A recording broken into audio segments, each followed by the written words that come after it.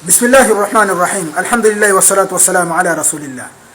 Ndugu zanguni, tuko hapa kumrekebisha bwana Muhammad Bashu. Mimi huwa nasema alafteleza tutajua huyu ameteleza. Lakini umekosea tena wajigamba kwa kule kukosea kwamba wewe uko sawa. Ndugu yangu tuko na wewe. Sikizeni anachokizungumza. Kwa matatu haya aliyotaja katika aya hii tumhusishe nayo peke yake, kwa sababu hakuna yoyote mwenye kushiriki katika mambo haya. Jambo la kwanza, Rabbus samawati wal ardh. Tuamini kwamba Allah peke yake ndiye Mola mlezi wa mbingu na ardhi. Nafikiri mmemsikia. Sasa mimi nitamweka sawa, nimwambie kwamba neno Rabb katika Qur'ani likija halina maana ya ulezi. Eti alhamdulillahi rabbil alamin bimaana shukrani za Mwenyezi Mungu mlezi wa viumbe. Hakuna maana hiyo. Utuambia Allahu Rabbus samawati, Mwenyezi Mungu ni mlezi wa mbingu. Ale ya mbingu Mwenyezi Mungu kwanza lini akawa mlezi? Kwanza acha tukwambie, sifa ya ulezi ni sifa ambayo kwamba iko na kiumbe. Mungu hana sifa ya ulezi bwana. Mungu ni mmiliki, kwa sababu mmiliki ndiye ambaye kwamba aweza kupeleka kitu vile anavyokitaka. Lakini wewe ukiwa mlezi, ina uwezekano kile unachokilea kisiwe vile unavyotaka wewe, ima kitengee ama kiharibike. Sifa hiyo tuko nayo sisi wanadamu, si Allah subhanahu wa ta'ala.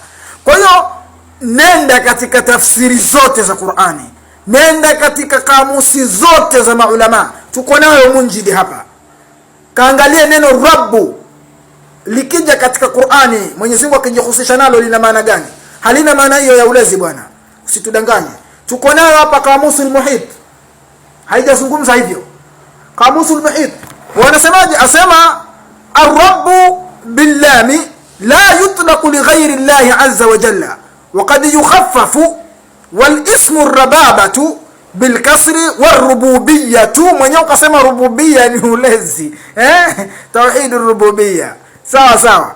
Bidhammi wa ilmu rububiyyun bil fathi nisbatun ila ar-rabbi ala ghayri qiyas.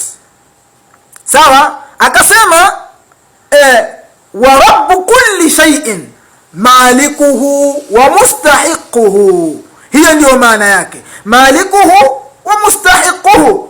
Wala waje kutuambia rabbu maana yake ni ulezi. Hakuna kitu kama hicho. Na lau kama rabbu katika Qur'ani ama ikija, lau kama rabbu ikija katika Qur'ani ina maana ya ulezi, basi Firaun aliposema ana rabbukumul a'la asingeangamizwa na Allah subhanahu wa ta'ala. Lakini ameangamizwa kwa sababu aliposema ana rabbukumul a'la alikuwa amemaanisha mimi ni Mungu wenu, yani ana al-ma'bud.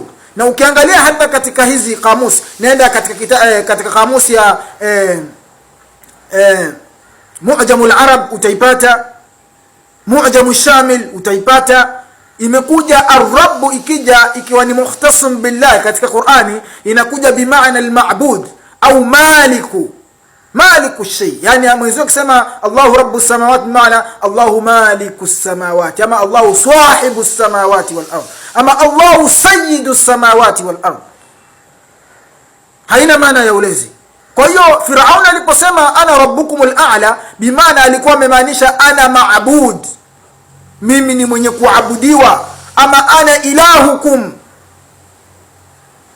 Kwa hiyo usitudanganye bwana Bacho, acha urongo. Hakuna maana hiyo, yani hakuna maana hiyo katika Qur'ani, hata katika kamusi. Na hizi tumeonyesha, sema ni mambo marefu sana, tusema tutaanza kufunguana na vitabu vingi hapa. Hata ukiangalia katika hadithi zilizokuja za mtume, tukiangalia katika hadithi zilizokuja za mtume sallallahu alaihi wasallam, tukiangalia utaona kuna hadithi moja ambayo kwamba alikuwa yazungumziwa masala ya kitu kilichookotwa kisha kikatafutiwa mwenyewe, tukaambiwa kihifadhiwe mpaka kirudi kwa mwenyewe. Akasema nachukua pale mahali shahid, hatta yalqaha rabbuha. Wao tuambie kwamba mpaka kimfikie mwenyewe ama apatane na yule mlezi wake wa kile kitu. La, hatta yalqaha rabbuha bimaana hatta yalqaha sahibuha, hakadha, ama hatta yalqaha malikuha. Kwa hiyo bwana, mambo mengine mimi wanasema ni vizuri jambo kabla hujalisema ama kabla hujalizungumza mbele za watu, ulifanyie tahqiqi, ulisome, ujue. Wewe mwenyewe wazungumza jambo, tafsiri yake waitafsiri makosa, jambo hilo lenyewe wakosea, tena wazidi kukosea, na wajigamba kwa makosa ambayo wazidi kukosea. Mimi huwa nasema kwa hiyo bwana, rekebisha hapo. Unaposema kwamba Rabbu maana yake ni ulezi, hakuna tafsiri hiyo. Hata katika tafasiri za Qur'ani imekuja katika Tabari, kina Zamakhshari, ukija katika tafsiri al-Ulusi, ukiangalia katika al-Imam al-Qurtubi na wengine kina Ibn Kathir, wote ikija kilmatu rububiyya imekuja bimaana ya umiliki. Shukran wa jazakumullahu khaira. Tutaendelea. Hii ni part 3, bado natoa tu mimi.